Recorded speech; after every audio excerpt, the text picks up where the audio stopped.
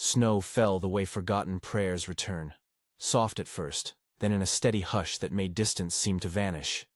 On the prairie, horizon lost its edge. Fences became thin threads, and the world narrowed to what a single cabin could hold against the weather. The wind had brains. It knew the seams of log and chink, the places a loose latch would sing, the shallow hollows where footprints hid and reappeared. Nyatti Crowor sat with his back to the hearth, and watched the window blur into white. His hands folded around a tin cup that did not warm him as quickly as he liked to think it did. He had lived so long in the small arithmetic of solitude that his days measured themselves in chore lists and the slow wear of tools. His cabin smelled of boiled coffee and oiled iron. The kettle's whistle was the nearest thing to a bell he kept for company. He was a man who kept small repairs for reasons beyond utility. The hinge fixed, because it would not be right to leave it loose. A boot sole stitched because loose margins annoyed him like unfinished sentences. Behind the practicalness lay a quieter thing. A shame he carried for having stood too long on the edge of other people's trouble, for not stepping into the light when the town's judgments sharpened. It fit into him like a bent nail, making him favor one hand over the other without thinking. The wind wrote footsteps across the yard before there were any to see. Nyatti heard them change, a stumbling now, a pause. Someone knocked against his door with gloved fingers and a sound that was a plea more than an announcement. He opened and found a woman framed in the white, her coat packed tight around her. A bundle wrapped in oilcloth clasped to her chest. Her hair had been braided once and undone by the weather. Her eyes were as deliberate as a hinge. For a moment, she looked like a shape the prairie had decided to return. "Come in," Nyatti said, because the door felt like a courtesy he had withheld from himself until then. He stepped back, and the woman crossed the threshold with the method of someone unpracticed in asking for shelter. The oilcloth bundle made a faint clink as metal touched cloth. She set the bundle on his table and held out two hands to shake off the storm. "My name is Nokomi," she said. The name struck as one you would remember, Red Willow. The kind of title that carried wind and river in its syllables. She kept her voice small, as though sound must not damage the fragile heat that preserved whatever it was she carried. Nyatti looked at the bundle the way a man examines a tool he cannot yet tell from a strange shape. Curious, cautious. "Sit by the fire," he said, placing a chair and moving to stir the coals. He fetched another tin cup, poured coffee that steamed and fogged the glass, and left the rest unsigned between them. A truce in the language of two people unaccustomed to sharing space. She unwrapped the oilcloth with careful fingers, almost reverent. Inside were a few folded garments, wool thinner than winter needed, a pair of gloves with mended thumbs, and a small cache of jewelry, not fine, but clever. Bands twisted from scavenged copper, a pendant hammered from a scrap of silver until it gleamed like a coin. Each ring was a story in miniature, dented, soldered, polished. She lifted one, and it made the room sing. A clean, bright clink that matched nothing in the cabin except the rhythm of Nyatti's heart for a sudden beat. "You make them," he said before he meant to. The observation had no ceremony, but it was a kind of greeting. Nokomi nodded. "From what people throw away. Bolt heads, wagon rim." Her hands shaped an absent-minded circle as if tracing the rim of something she had made. "I sell them sometimes. Trade for flour." He watched the way she handled the metal, hands sure where others would be fumbling, and felt, with an irritant of shame, the memory of a winter many years back when a girl had stood in town, and someone had laughed, and he had not gone to her. He had watched. The recollection was a cold thing beneath his skin, harder than the frost on the doorstep. He would not admit the fullness of that to anyone, and maybe not even to himself, but the look on Nokomi's face nudged it awake like an old bell. They settled into a slow agreement. She would stay until the storm eased. He would not ask questions he had no right to ask. The kettle sang while their talk, when it came, stayed small. Where she had camped the week before. Which town had been kinder for a trade, the oddities of working metal by lamplight. She spoke of making a ring as if naming an animal. It takes its own shape if you listen, and when she smelted a tiny fold of copper, she hummed as if to coax it into yielding. Daylight dissolved the storm in pale, polite increments. Snow retreated from the porch like an ending that could be unfinished. By then, conversation had become a kind of domestic choreography. She scrubbed the workbench clean and set out a rudimentary vice. He fed the stove and trimmed the lamp. They ate the simplest soup and divided chores with the economy of two people who knew the stakes of not having someone to look after the small things. The bundle rested on a shelf now, a talisman that the Prairie had left with him. If Nyatti had any plan beyond not refusing warmth, he never distributed it on paper. Instead, there was repetition. The same pots, the same morning light on the floorboards. And in repetition, trust finds a way to grow like lichen on a stone. Nokomi's hands, when she repaired a hinge or filed a jag of metal smooth, were instruments of calm. She would work for hours at a small bench, light cutting through the smoke of her breath, shaping metal until it looked almost gentle. When she sold a ring in town, she would return with a coin folded into the palm like an apology from the world. On a morning that tasted of copper and thaw, Nyatti found himself watching the way she mended a broken watch chain, threading new links with a concentration that made even the chair seem to fall into place around her. He picked up a small ring she had abandoned on the stool, too brittle to sell, and turned it over in his fingers.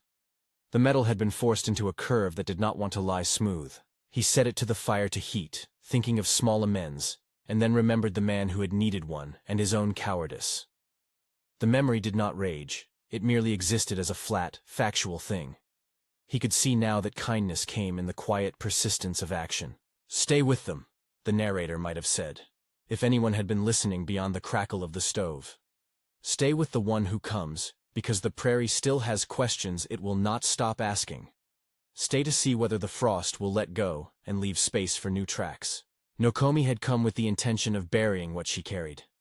The oilcloth had been a knot tied not just to hold the last thing she owned, but to compress the noise of a past she did not want to make loud. The ring she was pounding into shape at the bench had an edge that echoed a memory of being noticed with the wrong sort of attention, of laughter that had nothing to do with mirth. She had learned to make herself small enough to fit into a doorway, and to fold the past into neat parcels that would not leak. The Prairie, patient and indifferent, unstitched her seams with weather and with the unavoidable attention of another human being. Weeks fell like quiet measures. The town beyond the hills was a cluster of facades. The saloon and the feed store a place Nokomi had inhabited only at its margins. Back then, she moved through those streets with a particular kind of armor. Eyes down, hands busy. Here with Nyatti, she practiced lifting her gaze. On clear nights they would walk the rim of the field where the fence posts stood like watchmen. Sometimes they would stop and listen to the river under the ice, and she would tell the story of how she learned to solder a jagged piece of tin into a pendant. "It holds," she would say, tapping the silver where it had taken shape. "It holds if you keep working." Nyatti, for his part, grew used to being someone who performed small mercy without needing broadcast. Sometimes he would think about his earlier inaction and let the thought pass without trying to rebalance centuries. He began to stand in towns now without looking away from those who needed something more than a glance. There was a subtle exchange between his readiness to act and her willingness to accept help that did not silence her. They kept their hands busy and their words lean. That was enough. Spring softened the Prairie into a language of thaw, puddles that made mirrors of the sky, the first green that shied into existence by the roads, the way the wind no longer meant to destroy so much as to rearrange. Nokomi started back to town, first to sell a string of rings, then to barter for nails and a spool of thread. The first trip after the storm was small, with Nyatti half reluctant and half proud to open the cabin's door and watch her go. He walked her to the edge of the lane and stood there while she tightened her pack.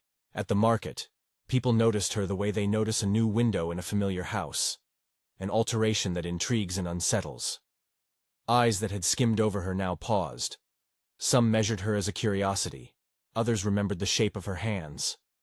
There was a murmur, not a roar.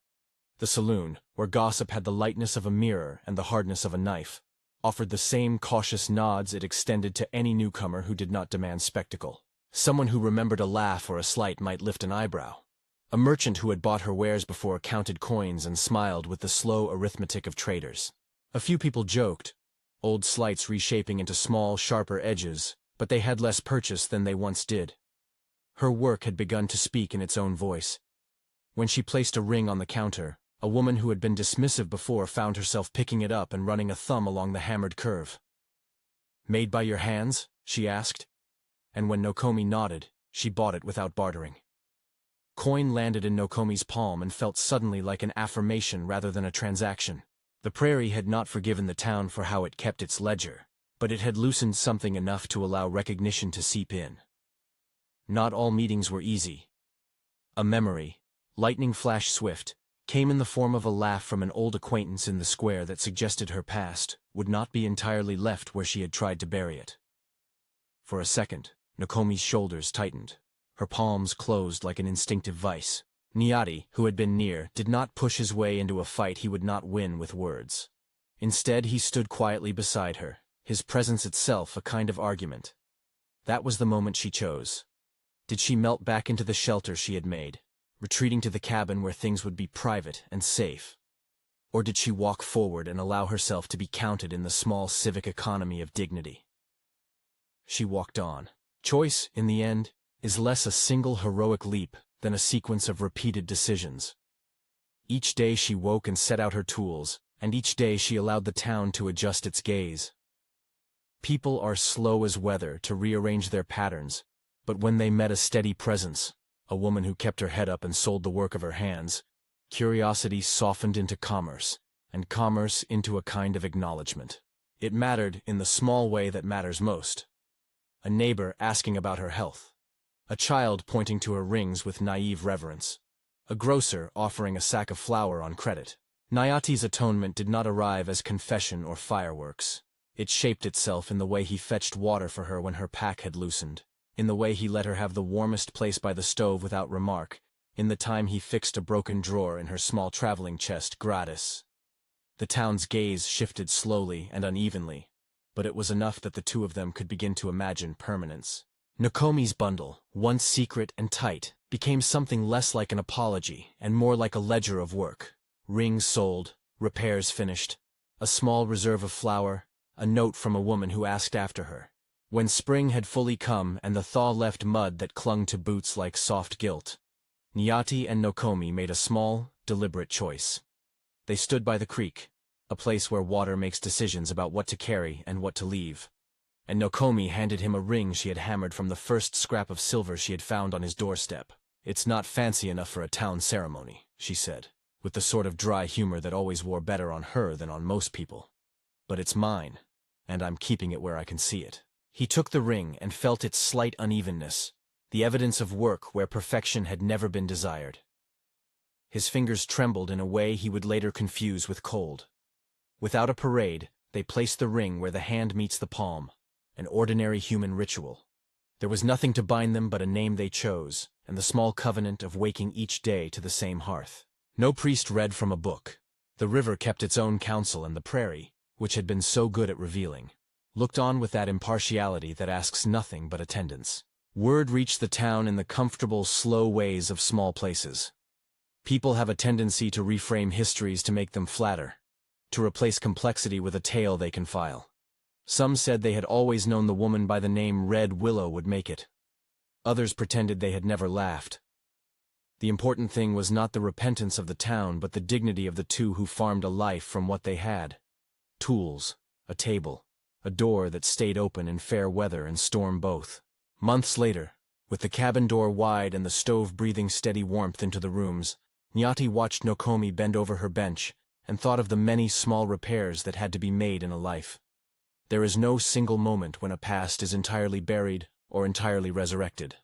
Things return, as the Prairie returns footprints, not to punish, but to insist on being seen. Nokomi had buried pieces of herself to survive. The storm in the town brought them back, piece by hesitant piece. But it was she who, each morning, chose to let them be part of her life in the clear light. They kept a small lamp by the window for those who passed on late roads.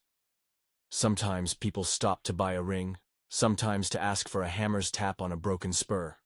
The cabin became a modest place of exchange, labor for bread, skill for nods, presence for the small rite of being counted.